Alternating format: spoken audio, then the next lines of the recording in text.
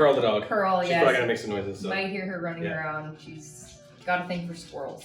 So today we wanted to talk about renovations and kind of the scope of work. So I think it's one thing that a lot of new investors struggle with, like how to budget for renovation and what to include. So basically today we're gonna run through kind of everything that we look for when we're budgeting renovations, but we always recommend bring your contractor with you to see these properties if you can. I know it's kind of tough right now with how quickly things are moving, but if you have the opportunity to bring them with you, do it. Even if you're just going to look at properties with them, you'll at least get an idea. It's something that kind of comes with experience. But anyway. Yeah, so here's our thing. So we kind of just made a, what do you call these things? Document? Or? Yeah, it's a spreadsheet. Spreadsheet, that's the word I was looking for. We made a spreadsheet, kind of all major renovation, or all major things that we can encounter on our renovation. And we just go through the property, each property that we are considering, and just kind of make notes on that. Developmental fees are number one in Paula's books anyways. You know, flips and like here in London, secondary dwelling units, no developmental fees, but anything else, you want to consider that because they're massive. So second thing, which I thought was first, some may say it's more important, I don't know, but is drawings and permits. So if you're doing anything that requires permits, definitely pull those permits. So it'll be a cost for the permit and a cost for the drawings. So whoever you get to do will charge a fee. Then moving on, so you're gonna have to demo and rent a dumpster.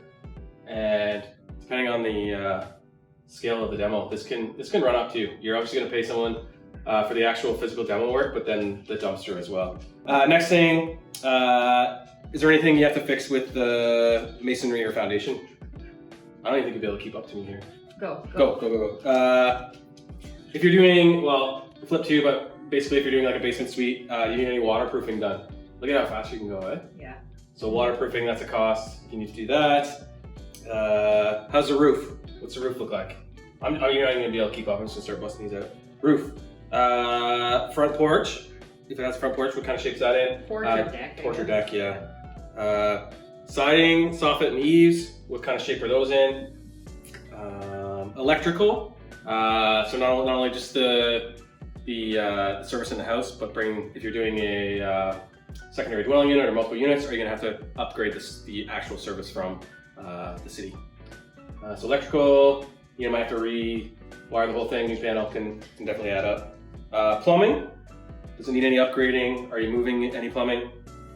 And then like adding a unit, you're obviously going to need more plumbing. HVAC, what kind of shape is that in?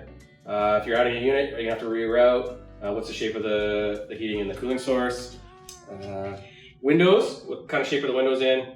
And then if you need egress or you need to dig out, that's definitely an added expense. Insulation, so are you ripping stuff out and going to re-insulate? Drywall, obviously install, purchase, and finish. Painting, you're going to get that house painted up.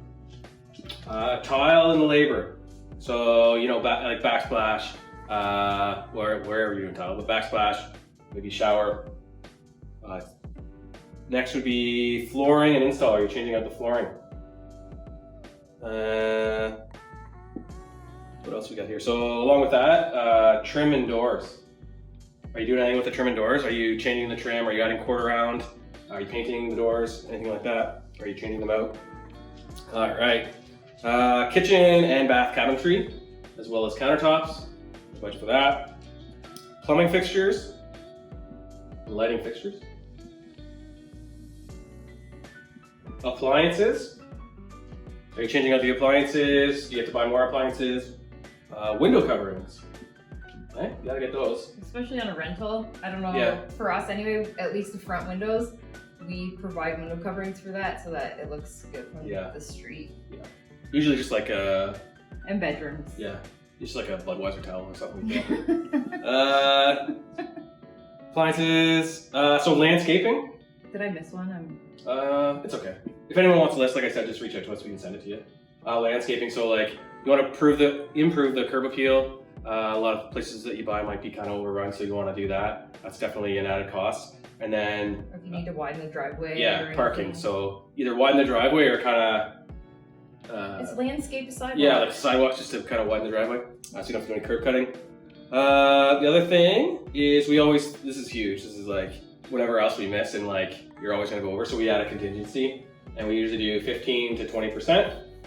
Hopefully we won't touch that, but you're probably gonna touch some of it. And then the other thing, with any type of renovation, you don't have to write this down, Paul, I just want to make note, is your carrying costs.